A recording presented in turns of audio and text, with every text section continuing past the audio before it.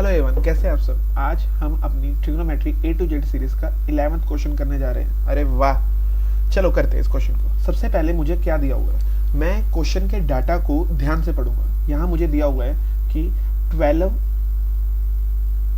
Sign theta is equal to 5 cos theta. यहाँ पर ये डाटा दिया हुआ है, तो find the value of sine theta plus cos theta minus cot theta. तो ये क्वेश्चन ना मुझे थोड़ा सा अटपटा लगा, अजीब लगा। अब इस क्वेश्चन को मैं कैसे करूं, एक नए तरीके से करने की कोशिश करूं। चलो करता हूं इस कोशिश। यहां देखो, आपको पता है ये मेरा साइन थीटा है, ठीक है। ये कोस मल्टीप्लाई में इधर आके क्या हो गया, डिवाइड में, है ना। और ये 5 था, ये 12 मल्टीप्लाई में इधर आके क्या हो गया, डिवाइड में। आपको पता है sine theta upon cos theta क्या होता है, टेन थीटा होता है। टेन थीटा मुझे कितना दिया हुआ है, 5/12। आपको एक बात याद है जो बचपन में करते थे, क्या करते थे, पंडित बद्री प्रसाद हर हर बोले सोना चांदी तोले। यस, कि जो tan की रेशियो होती है वो परपेंडिकुलर अपॉन बेस होती है। ये मुझे पता लग गया। यहाँ पे एक छोटे से फॉर्मूले से मुझे ये पता लग गया कि tan की रेशियो क्या होती है, परपेंडिकुलर अपॉन बेस। ये परपेंडिकुलर है, ये बेस है, तो मैंने सिंपली क्या लगाई, मैंने पाइथागोरस लगाई जो कहती थी हाइपोटेनस का square is equal to perpendicular का स्क्वायर प्लस बेस का स्क्वायर। हाइपोटेनस पता करना है, परपेंडिकुलर का स्क्वायर 5 का स्क्वायर, बेस का स्क्वायर 12 का स्क्वायर। हाइपोटेनस का स्क्वायर इज इक्वल टू 5 का स्क्वायर 25, 12 का स्क्वायर 144।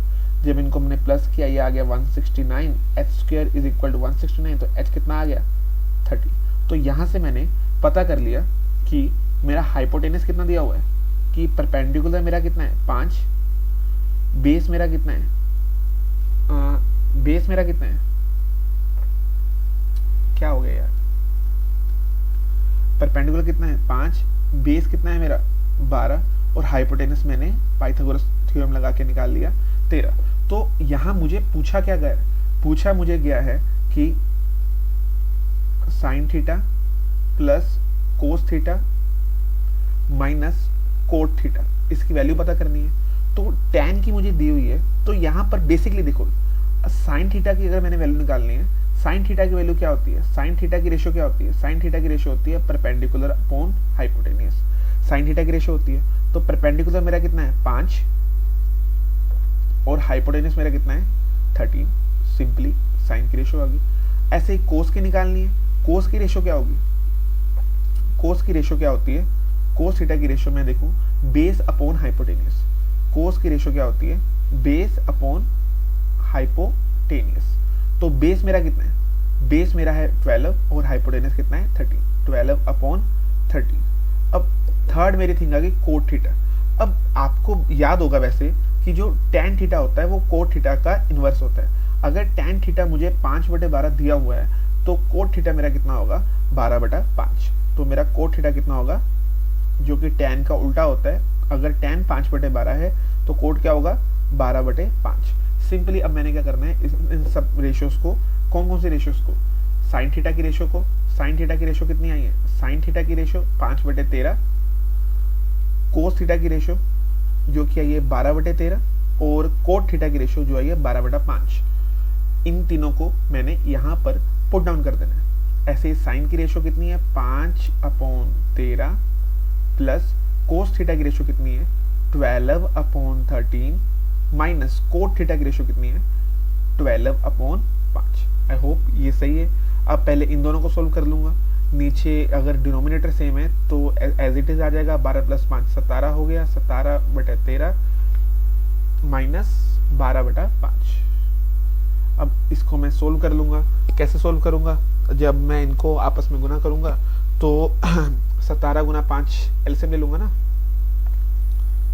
17 × 5 कितना हो गया 65, माइनस 13 × 12 156 अपॉन 13 5 17 × 5 85 होते शायद ना, 85।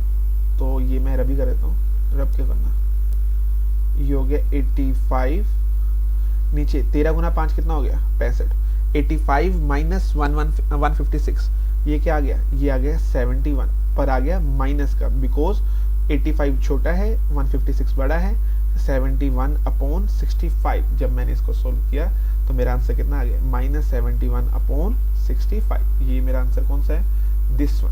मतलब जब मैं इस क्वेश्चन को सोल्व करूंगा तो मेरा आंसर क्या आएगा, बी ऑप्शन। आई होप इस क्वेश्चन या इस तरह के क्वेश्चन जब भी आपके सामने आए आप उससे डरोगे नहीं, क्योंकि आपको बेसिक कंसेप्ट पता होगा। अगर आपको बेसिक कंसेप्ट की क्लैरिटी है तो ये सब आराम से हो जाएंगे।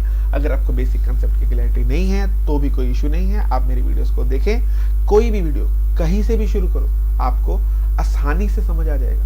मैं इस बात की गारंटी देता हूँ। कभी अगर आप बच्चा पढ़ने वाला है, नंबर 1, नंबर 2, अगर वो सीखना चाहते हैं, मुश्किल भी हो, आप इस वीडियो को 1 बार देखो, 2 बार देखो, 3 बार देखो, नहीं तो 5 बार देखो, 10 बार देखो, 15 बार देखो, क्यों नहीं समझ आएगा। कौन सा इसमें हमने मेडिकल साइंस लगाई है, कौन सा हमने यहाँ पे रॉकेट साइंस लगाई है। रॉकेट साइंस भी मुश्किल नहीं है, 1-2 बार आप करोगे, 3 बार करोगे, 4 बार करोगे, वो भी आपसे हो जाएगी। चलो, जिसका काम उसी को साजे और करे तो डंका बाजे। चलो, आपको समझ आया, नहीं आया तो भी कोई बात नहीं। अपने व्यूज को कमेंट्स में जरूर शेयर करें।